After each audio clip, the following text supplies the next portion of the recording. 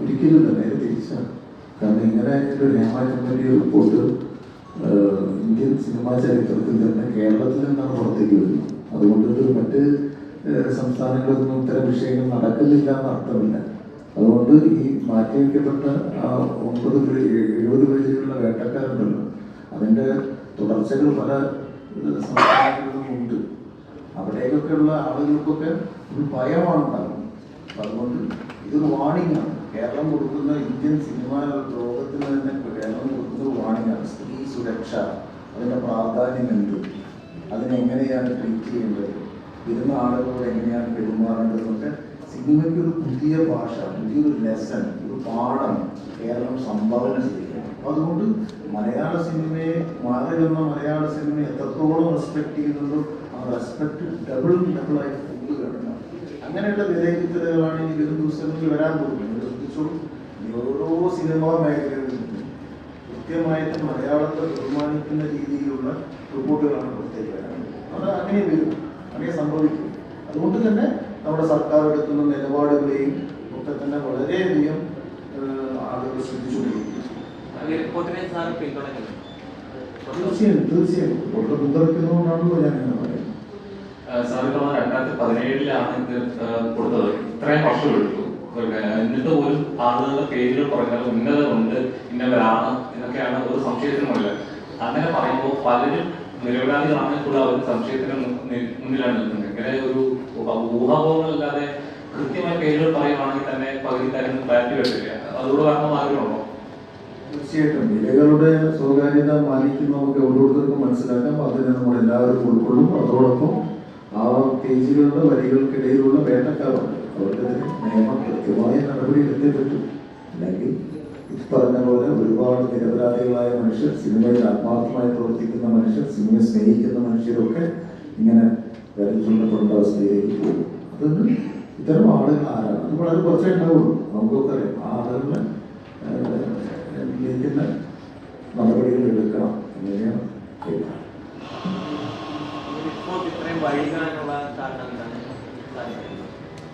വൈകാനുള്ള കാരണം എനിക്കറിയില്ല. പക്ഷേ വൈകേണ്ട റിപ്പോർട്ട് എന്തായാലും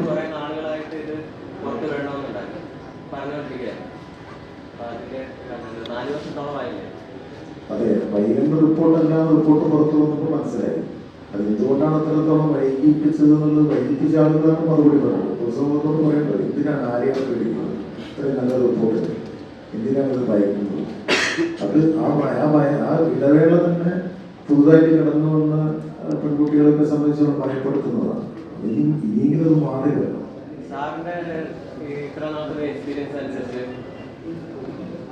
ഇത്തരത്തിലുള്ള ഒരു മലയാള സിനിമയിൽ നടക്കുന്നതായിട്ട് തോന്നുന്നുണ്ട്. നമുക്കറിയാലോ, നമ്മുടെ ചുറ്റുവട്ടത്ത് നടക്കുന്ന നമ്മൾ ജീവിക്കുന്ന സാമൂഹിക ചുറ്റുപാടുകൾ എന്ന് പറഞ്ഞാൽ വളരെ ലൈംഗിക ദാരിദ്ര്യം പിടിച്ചൊരു സ്ഥലത്താണ് നമ്മൾ ജീവിക്കുന്നത്. വളരെ ലൈംഗിക ദാരിദ്ര്യം, സെക്സിന്റെ പട്ടിണിയുള്ള സ്ഥലത്ത് അവിടെ ഇതൊക്കെ ഉണ്ടാവില്ല എന്ന് ധരിക്കുന്നവരാണ് കിട്ടി. ഉണ്ടാവാൻ നല്ല സാധ്യതയുള്ള ഒരു സ്ഥലം കൂടിയാണ് സിനിമ. കാരണം ആ സിനിമയിലേക്ക് നമ്മളൊക്കെ സിനിമയിലേക്ക് എത്തുന്നതിന് മുമ്പ് തന്നെ നമ്മൾ പല കഥകളും ആ കഥകളിലെയൊക്കെ യാഥാർത്ഥ്യമാണ് ഇപ്പോൾ ഏമാൻ കമ്മിറ്റി റിപ്പോർട്ട് പുറത്തു. ഇത് തിലകൻ ചേട്ടൻ, ഞാൻ ഈ ഏമാൻ കമ്മിറ്റി റിപ്പോർട്ട് തിലകൻ ചേട്ടൻ്റെ ആത്മാവായിട്ടാണ് ഞാൻ കാണുന്നത്. ആ മനുഷ്യരൊക്കെ എന്നോ പറഞ്ഞിട്ടുണ്ട്. ഈ ഒരു പവർ കമ്മിറ്റിയെ കുറിച്ചൊക്കെ പരാമർശിക്കുന്നില്ല. ആ പവർ കമ്മിറ്റിയെ കുറിച്ചൊക്കെ ആ പേരല്ലെങ്കിൽ ഇന്ന ആളുകൾ കൃത്യമായി ഇത്ര എണ്ണം വരെ പറഞ്ഞിട്ടുണ്ട്. ഈ എമ്മ കമ്മിറ്റി തിലകൻ ചേട്ടൻ രണ്ടാമത് ജീവൻ കിട്ടിയ പോലെയാണ് എനിക്ക് തോന്നുന്നത്. അതുകൊണ്ട് അതിലേക്കൊക്കെ വരട്ടെ. ഈ സർക്കാരാണ് നല്ല നിലപാടുകളിലൂടെയാണ് കാര്യങ്ങൾ ഉയർത്തിട്ട് വരിക. കമ്മിറ്റി വന്ന സമയത്ത് അമ്മയുടെ പ്രതികരണം പഠിച്ചിട്ട് പറയാവുന്ന രീതിയിലായിരുന്നു. ഇതിനോട് എന്താണ് പ്രതികരിക്കുന്നത്? വഷളത്തരം, അശ്ലീലത്തരം. പഠിച്ച പരീക്ഷ എഴുതാൻ ആരും ക്ഷണിച്ചിട്ടില്ല.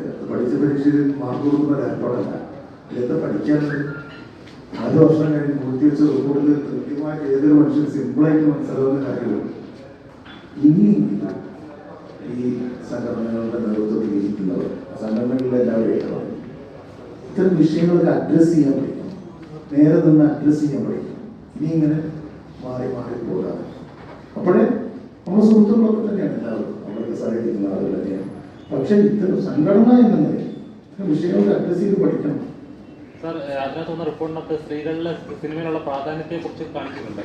പക്ഷേ ലീഡ് റോൾസിൽ വരുന്നവർ വളരെ വിരളമാണ്. ബാക്കിയുള്ള രാജ്യങ്ങളിൽ പോലും സ്ത്രീകൾക്ക് പ്രാധാന്യം കൊടുക്കുന്ന, ലീഡ് റോൾ കൊടുക്കുന്ന ഇതിലൊക്കെ പെർസെൻറ്റേജ് കാണിച്ചിട്ടുണ്ട്. മലയാള സിനിമ അല്ലെങ്കിൽ ഇന്ത്യൻ സിനിമകളിൽ വളരെ കുറവാണെന്നുള്ള ഇതിലാണ് കാണിച്ചിരിക്കുന്നത്. അതിൽ വിശ്വസിക്കുന്നുണ്ടോ? സ്ത്രീകൾക്ക് പ്രാധാന്യം കുറവാണ് അല്ലെങ്കിൽ ലീഡ് റോൾസ് കിട്ടുന്നില്ല, അംഗീകാരങ്ങൾ കിട്ടുന്നില്ല എന്ന് വിശ്വസിക്കുന്നുണ്ടോ? അതിന് കാരണക്കാർ നമ്മളെ കൂടിയാണ്. വർഷങ്ങൾക്ക് മുമ്പ് ആദാമിന്റെ ഭാര്യയിൽ എന്ന് പറഞ്ഞ സിനിമ ഇറങ്ങിയ സ്ഥലമാണ്. അങ്ങനെ ഒരു സിനിമ വേൾഡും ഇന്ത്യൻ സിനിമ ചരിത്രത്തിന് അപൂർവമായ സിനിമയാണ്. ആ സിനിമയുടെ ക്ലൈമാക്സ് ഓർമ്മയുണ്ട്. ഞാൻ ഒന്നുകൂടെ പറയാം. അത് കാതറും ഗംഗാധറും ഉണ്ടെന്ന് വിശ്വസിച്ചാൽ പറയാം.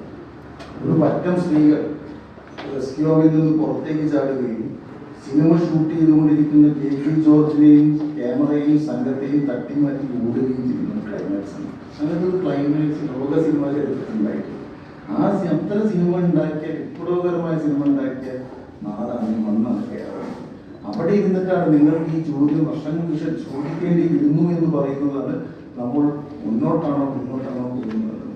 തീർച്ചയായിട്ടും ഈ ആണുങ്ങളുടെ ഫൈറ്റാണ് എപ്പോഴും കണ്ടത്. എന്തുകൊണ്ട് സ്ത്രീക്കൊക്കെ കമേഴ്ഷ്യൽ സിനിമ ചിലപ്പോൾ കണ്ണനോടൊക്കെ ഞാൻ ആവശ്യപ്പെടുകയാണ്, എന്തുകൊണ്ട് സ്ത്രീക്ക് കുറച്ച് ഗുണ്ടകളൊക്കെ അടിച്ച പ്രത്യേകത കുറച്ച് ഫൈറ്റ് ചെയ്യുന്നത് ആളുകൾ കാണില്ലെന്നുണ്ട്. കാണും. സ്ത്രീകളൊക്കെ ഫൈറ്റൊക്കെ ചെയ്യണം, സ്ത്രീകളൊക്കെ അങ്ങനെയൊക്കെ മാറും. കമേഴ്ഷ്യൽ സിനിമ അങ്ങനെയും ചെയ്യാം. പോകും സ്ത്രീകളെ ഫൈറ്റ്. കാരണം എന്താ, നമ്മൾ അച്ഛന്മാരടി മാത്രമേ കണ്ടുള്ളൂ. നമ്മളങ്ങനെ ജീവിക്കും. നമ്മൾ അമ്മമാരടിപൊളി ശരിക്കും കേട്ടിട്ടില്ല.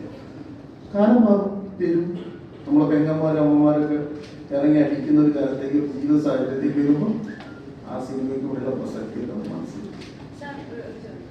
പിണറായി സർക്കാരിനെ പ്രതിപക്ഷം ഇതിൽ അടിച്ചമർത്തുന്നത് കമ്മിറ്റി റിപ്പോർട്ട് വൈകിപ്പിക്കാൻ കാരണമായി. പക്ഷെ പിണറായി സർക്കാരിന്റെ രാജ്യമല്ലേ ഇതിപ്പോ പുറത്തിറങ്ങാനുള്ള കാരണം? പിണറായി സർക്കാരിനെ കുറിച്ച് ആർജവം അല്ലെന്നൊക്കെ നമുക്ക് പിന്നെ പറയാം. കാരണം 4 വർഷം പൂർത്തീകരിക്കപ്പെട്ടുള്ളതാണ് ഈ ആർജവത്തിന്റെ ഒരു ആഴം എത്രത്തോളം ഉണ്ട് എന്നുള്ള സംശയത്തിൽ നിർത്തുന്നത്. ഇനി ആർജവം ഉണ്ടോ എന്ന് തെളിയിക്കേണ്ടത് അവർ തന്നെയാണ്. കാരണം യഥാർത്ഥ ഇടതുപക്ഷമായിട്ട് മാറേണ്ടത് എങ്ങനെയാണെന്നുള്ളത് ഇതിനോടനുബന്ധിച്ചുള്ള നടപടികൾക്കനുസരിച്ച് സിനിമയിലേക്ക് വിഷയം